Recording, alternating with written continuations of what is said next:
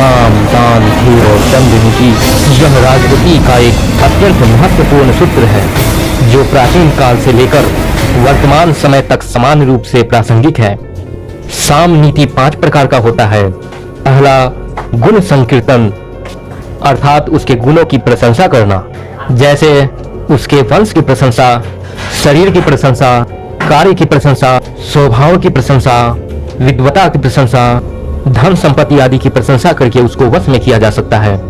दूसरा, संबंधोपाख्यान, अर्थात स्वयं को उस व्यक्ति के साथ बन रहे किसी एक संबंध का कहना, जैसे समान कुल का संबंध, विवाह का संबंध, गुरु शिष्य का संबंध, पुरोहित का संबंध, यजमान का संबंध, वंश परंपरागत का संबंध, हृदय मन आदि के संबंध को कहकर उस व्यक्ति को अपने वश में किया जा सकता है। तीसरा, परस्परोपकार संदर्शन, अर्थात परस्पर एक दूसरे द्वारा किए गए उपकार का करना, जिससे वह व्यक्ति आपके वश में हो सकता है। चौथा, आयति प्रदर्शन, जैसे इस कार्य को करने में हम दोनों को ऐसा फल प्राप्त होगा ऐसी आशा करके कहना आयति प्रदर्शन है। पांचवा, आत्मोपनिधान, अर्थात आत्मसमर्पण की भावना का कथन करना, जैसे जो मैं हूँ वही आप हैं, मेरा धन ही आपका धन है, उसे आप इच्छानुसार अपने कार्यों में लगा सकते हैं।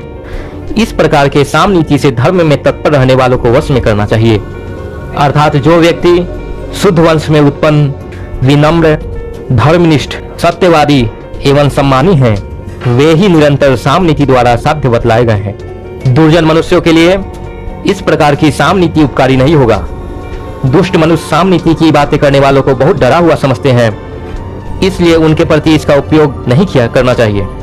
दान नीति, दान सभी उपायों में सर्वश्रेष्ठ है। प्रचुर दान देने से मनुष्य दोनों लोकों को जीत लेता है।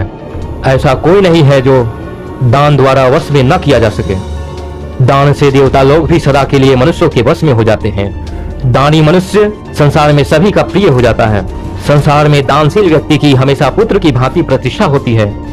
यद्यपि निर्लोभी स्वभाव वाले मनुष्य स्वयं दान को स्वीकार नहीं करते, फिर भी वे भी दानी व्यक्ति के प्रशंसक बन जाते हैं।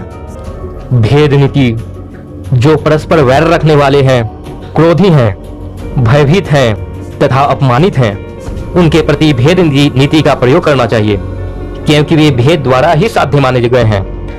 लोग जिस दोष के कारण दूसरे से भयभीत होते हैं, उन्हें उसी दोष के द्वारा भेदन करना चाहिए, जैसे उनके प्रति अपनी ओर से आशा प्रकट करें और दूसरे से भय की आशंका को दिखावें।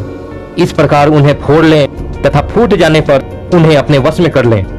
शत्रुओं को जीतने की इच्छा रखने वाले व्यक्ति को चाहिए कि दूसरे से भेद नीति द्वारा क्रोध पैदा कराकर शत्रुओं में भेद उत्पन्न कर दे और प्रयत्न पूर्वक अपने स्वजनों में भेद की रक्षा करे। दंड नीति, जो अन्य उपायों के द्वारा वश में नहीं किए जा सकते, उन्हें दंड नीति के द्वारा वश में करना चाहिए, क्योंकि दंड मनुष्यों को निश्चित रूप से वश में करने वाला है।